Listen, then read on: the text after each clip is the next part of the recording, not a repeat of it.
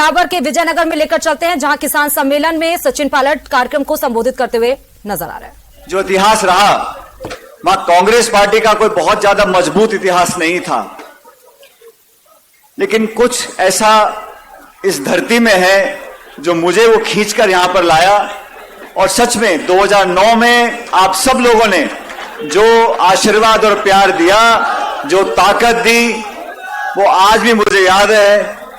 यहां से सांसद रहे मुझे अब लगभग 10 साल हो गए, लेकिन जब भी मुझे आने का मौका मिला, कार्यक्रम में, चुनाव प्रचार में, लोगों से मिलने के लिए, वही प्यार, वही अपनापन, वही स्नेह मुझे मिला और वो आज मुझे देखने को मिला। मैं आप सब लोगों का बहुत बहुत आभारी हूं, विजयनगर का, मसूदा का, अजमेर के लोगों का, हमारे कार्यकर्ताओं का। मैं बहुत से लोगों को देख रहा था जो 2009 में मेरे चुनाव प्रचार में काम कर रहे थे, उनके कुछ कुछ बाल सफेद होने शुरू हो गए। उनके बच्चे पहले दूसरी चौथी में पढ़ते थे, अब कॉलेज में हो गए, कोई दादा नाना बन गए।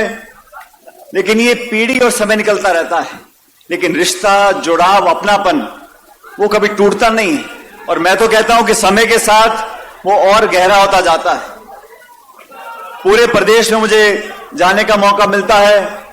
जब मैं प्रदेश कांग्रेस कमेटी का अध्यक्ष था, 5 साल लगातार आप लोगों ने मेरे साथ संघर्ष किया और हमारी पार्टी की सरकार बनी। आज फिर चुनाव हमारे सामने है।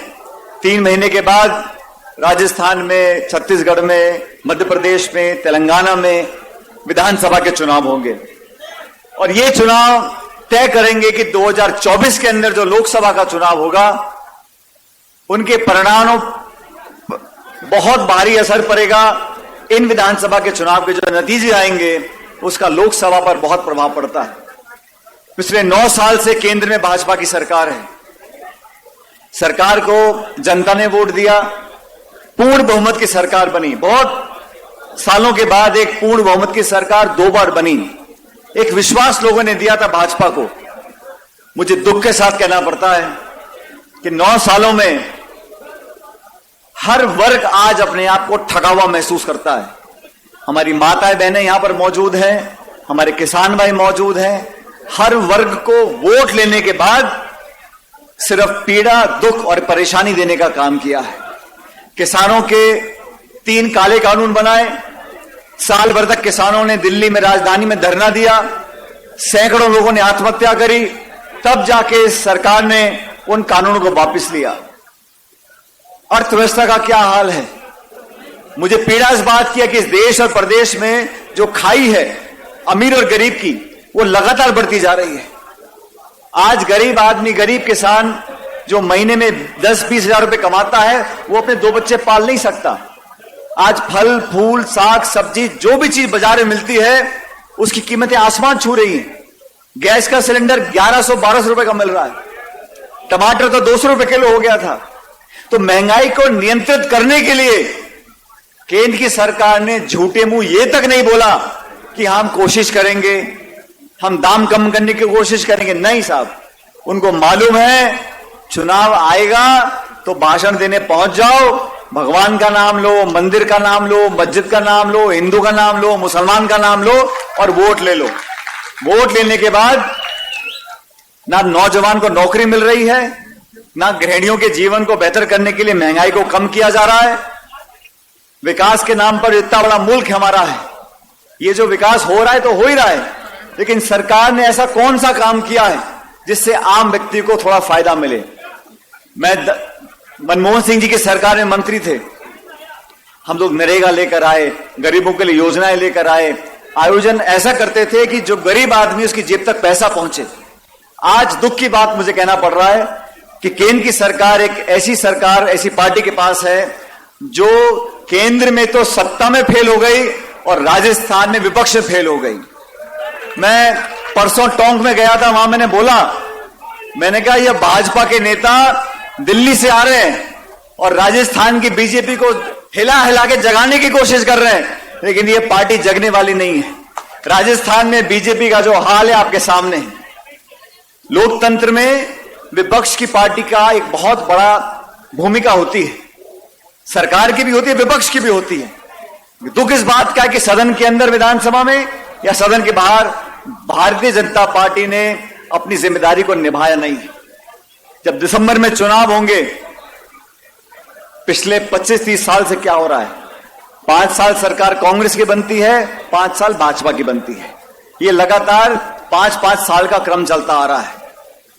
कि मुझे ऐसा एहसास हो रहा है इस बार कि 2023 में इतिहास रचा जाएगा और पुनः कांग्रेस पार्टी की सरकार यहां बनेगी। वो इसलिए बनेगी कि हम लोगों ने अपने अपने क्षेत्रों में काम किया है। मुझे कहने में कोई संकोच नहीं है, राकेश पारिक साहब हमारे विधायक बनकर गए मसूदा से। इन 5 सालों में सचिवालय हो, मंत्री का घर हो, मंत्री का दफ्तर हो, उसके पीछे पढ़ पढ़कर पानी हो, बिजली हो, चिकित्सा हो, स्कूल हो, सड़क हो, जो भी हो, पारिक साहब ने उनके प्राण भी लिए मंत्रियों के, लेकिन आपके क्षेत्र में काम करवा कर लेकर आए हैं। मैं उनका बहुत साधुवाद देना चाहता हूं। जब मैं सरकार में था, मैं इसलिए कह रहा हूं कि जब मैं सरकार में था तो मेरा भी कुर्ता छोड़ा नहीं। विधानसभा के अंदर, सचिवालय के अंदर खींच के सड़क, हैंडपंप, बिजली, पानी जो करा सकते थे मसूदा के लिए कराया। और मेरा भी मसूदा के प्रति दिल में खास जगह है, इसलिए जितना ज्यादा हो सका हम लोगों ने मसूदा विधानसभा क्षेत्र में काम कराने की कोशिश करी है। तो साथियों, इस चुनाव के अंदर बहुत सोच समझकर हमें अपने मत का प्रयोग करना है। और मैं जानता हूं कि पिछली बार जब विधानसभा चुनाव हुए थे तो इस क्षेत्र से बहुत लोग चुनाव लड़ गए थे, लेकिन आपके आशीर्वाद से कांग्रेस पार्टी जीत कर गई थी। और ये बात जो पारिक साहब ने बोली है, मैं भी दोहराना चाहता हूं। तरह तरह की बातें आएंगी, कोई चर्चा करेगा, कोई संवाद करेगा, कोई घोषणा करेगा, कोई अफवाह फैलाएगा, लेकिन मैं कहना चाहता हूं कि मसूदा विधानसभा क्षेत्र से कांग्रेस पार्टी जीतकर जाएगी और आपके दम पर जीतकर जाएगी। अब ऐसे जब चुनाव आते हैं उससे पहले, बहुत सारे चुनाव से ठीक पहले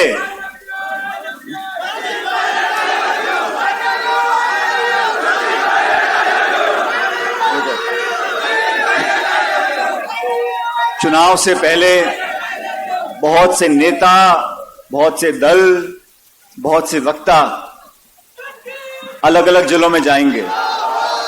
और मैं जानता हूं कि अजमेर के अंदर भी बहुत सारे लोग या तो आ रहे हैं या आने की कोशिश कर रहे हैं, चुनाव से पहले बात रखेंगे, यहां जाएंगे, वहां जाएंगे, और बहुत लोगों ने कोशिश कर ली। तो अभी आप मसूदा ब्यावर से सचिन पायलट को सुन रहे थे। अब आपको लेकर चलते हैं जयपुर में, जहां पर भाजपा अनुसूचित जाति का प्रदेश स्तरीय प्रतिनिधि सम्मेलन हो रहा है, जहां पर चुनाव प्रभारी प्रहलाद जोशी भी शामिल हुए, साथ ही केंद्रीय मंत्री अर्जुन राम मेघवाल भी। साथ छेड़छाड़ कैसे करेंगे? ये पहले प्रधानमंत्री है जी, पहले जो एक doctor BR Ambedkar international centre 200 crore की लागत से बनता है, उसका उद्घाटन करने जाते हैं। मैं आपको कह रहा हूं, किसी कांग्रेस के प्रधानमंत्रियों के मुख से जय भीम निकला है क्या कभी? डॉक्टर अम्बेडकर इंटरनेशनल सेंटर का उद्घाटन करते हैं नरेंद्र मोदी और 3 बार बोलते हैं जय भीम, जय भीम, जय भीम। रिकॉर्ड उठा लेना।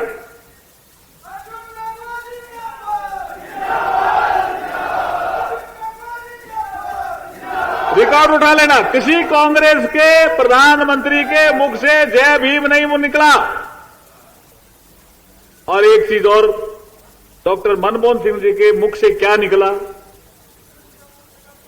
उनके मुख से एक निकला, क्या कहा? इस देश के संसाधनों पर पहला हक अल्पसंख्यक समाज का है। दलित समाज को भूल ही गए, फिर भी अपन वोट ही दे रहे हैं क्या उनको? यार चिंतन तो करो थोड़ा।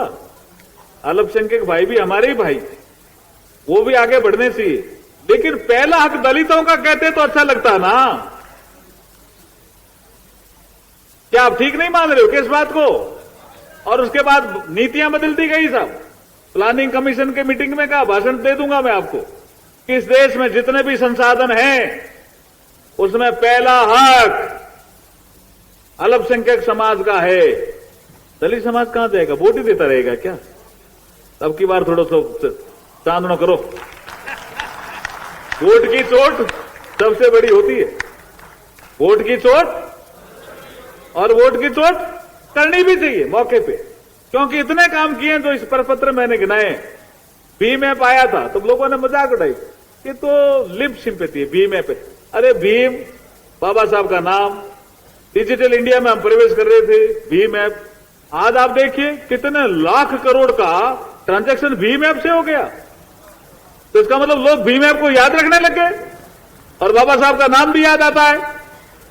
तो ये कुछ चीजें थी तो मुझे आपको कहनी थी। एक चीज और मैं कहूंगा कि आरक्षण का जहां तक विषय है, ये रोज कहते रहते हैं, मैं भी जाता रहता हूं शादियों में, समाज के फंक्शनों में, तब ये निजीकरण हो रहा है। अरे उनसे पूछिए निजीकरण लाया कौन था? 1991 में मनमोहन सिंह जी वित्त मंत्री थे, पीवी नरसिम्हा राव प्रधानमंत्री थे। उन्होंने संसद में घोषणा की अब आगे से देश में निजीकरण, उदारीकरण और वैश्वीकरण पे काम हो गया। जिस काम होगा, जिसको हम लोकल लैंग्वेज में आलोचना करते समय एलपीजी बोलते थे, लिबरलाइजेशन, प्राइवेटाइजेशन, ग्लोबलाइजेशन। ये एलपीजी लाया कौन? ये लाई कांग्रेस और हमारे पे थोप रहे हैं। अरे भाई लाया कौन निजीकरण? इसलिए कांग्रेस से सावधान रहने की जरूरत है, वो भ्रम फैलाती है। और मैं फिर कह रहा हूं जी, मैं फिर कह रहा हूं, जो कोई पीएसयू घाटे में चल रहा हो और हम हर साल 100 करोड़ 200 करोड़ रुपए देते रहेंगे, कब तक देते रहेंगे जी? वो घाटे में चलने वाले पीएसयू, पब्लिक सेक्टर अंडरटेकिंग, और जो नहीं चल सकते किसी कारण से, वो ही बंद हुए। तो 91 की पॉलिसी थी कांग्रेस की, उसके तहत। बाकी तो नए पीएसयू बहुत खुल गए, रोजगार के अवसर बहुत नए हो गए। मैं ये कह रहा था, असीम स्कीम जो बाबा साहब के नाम से शुरू की मोदी जी ने। मैं तो तेलंगाना गया, मुझे एससी समाज के कुछ लोग मिले, एससी समाज के। मैंने भजनलाल जी बैठे, मैंने इनको जिक्र किया था। एससी समाज के लोग मिले, उन्होंने कहा हमें कुछ लड़के मिले, लड़कियां भी थी, कि हमने एक काम शुरू किया जो हम आपके अजमेर से, पुष्कर से फूल मंगाते हैं गुलाब के, और हम इसमें फूलों में काम कर रहे हैं। तो मैंने कहा फूलों में काम कर रहे हैं तो बहुत बड़ा काम। बोला एक्सपोर्ट कर रहे हैं हम, और वहां से भी मंगाते हैं, और हमारे यहां भी बहुत फूल होता है, उनको फूलों में ही काम कर रहे हैं। तो मैंने कहा क्या है आपका विषय? कि जी लोन हमें दिया है तो हमें 2-3 करोड़ का लोन और चाहिए। तो मैंने आपको लोन कितना मिला? मैं हैरान था सुन करके, 13.5 करोड़ को ऐसी समाज के लोगों को लोन मिला। कभी सुना कांग्रेस के जमाने में कि किसी कंपनी को 13.5 करोड़ लोन दिया हो? ये नरेंद्र मोदी जी का जमाना है जी। और फिर मैंने बैंक से बात करके 2-2.5 करोड़ रुपए और दिलवा दिए, और काम बहुत बढ़िया चल रहा। 15 करोड़ की लिमिट है। आप भी इस तरह का कोई काम कर सकते हो। यह है आर्थिक समानता, एक है सामाजिक समानता। तो आप केंद्रीय मंत्री अर्जुन राम मेघवाल को सुन रहे थे, और आप दिल्ली से बड़ी खबर आपको बता रहे हैं, जहां पर राजस्थान में उम्मीदवारों के चयन को लेकर कांग्रेस वॉर रूम के 15 जीआरजी में बड़ी बैठक हुई। उसके बाद यह भी बता दें कि कांग्रेस स्क्रीनिंग कमेटी अध्यक्ष यानी चेयरमैन गौरव गोगोई अब राजस्थान आएंगे। दोनों सदस्य गणेश गोदियार और अभिषेक दत्त भी राजस्थान आएंगे। 28 अगस्त को राजस्थान दौरे पर आएंगे सभी नेता। वरिष्ठ नेताओं के साथ बैठक कर दावेदारों से बायोडाटा लेंगे। बैठकों के बाद फिर 3 नामों का पैनल तैयार करेंगे। तो बड़ी खबर आपको दिल्ली से बता रहे हैं, जहां पर राजस्थान में उम्मीदवारों के चयन को लेकर कांग्रेस वॉर रूम 15 जीआरजी में बैठक हुई। और यह बैठक बहुत अहम मानी जा रही है, क्योंकि यह माना जा रहा है कि राजस्थान में पहली लिस्ट तैयार की जाएगी, और इसके बायोडाटा तैयार करने के लिए ही चेयरमैन गौरव गोगोई के साथ दोनों सदस्य भी आएंगे। बड़े नेता 28 तारीख को आपको कांग्रेस के राजस्थान में दिखेंगे, क्योंकि बीजेपी से पहले इस बार राजस्थान में कांग्रेस की पहली लिस्ट जारी होने वाली। बताया जा रहा है कि जिन सीटों पर बीजेपी जीतती आई है, उन सीटों पर कांग्रेस अपने उम्मीदवार पहले उतार दे ताकि कांग्रेस को अधिक समय मिल जाए लोगों के बीच चुनाव प्रचार प्रसार करने का, और वो सीट जो बीजेपी जीतती आ रही है वो सीट इस बार विधानसभा में कांग्रेस के कब्जे में आ जाए। इसलिए आज कांग्रेस की स्क्रीनिंग कमेटी में वॉर रूम में स्क्रीनिंग कमेटी की बड़ी बैठक 15 GRG में हुई। दिल्ली से यह बड़ी खबर आपको बता रहे, जहां दोनों सदस्य गणेश गोदियार और अभिषेक दत्त, साथ ही चेयरमैन गौरव गोगोई 28 अगस्त को बड़े नेता कांग्रेस के आपको राजस्थान में नजर आएंगे। और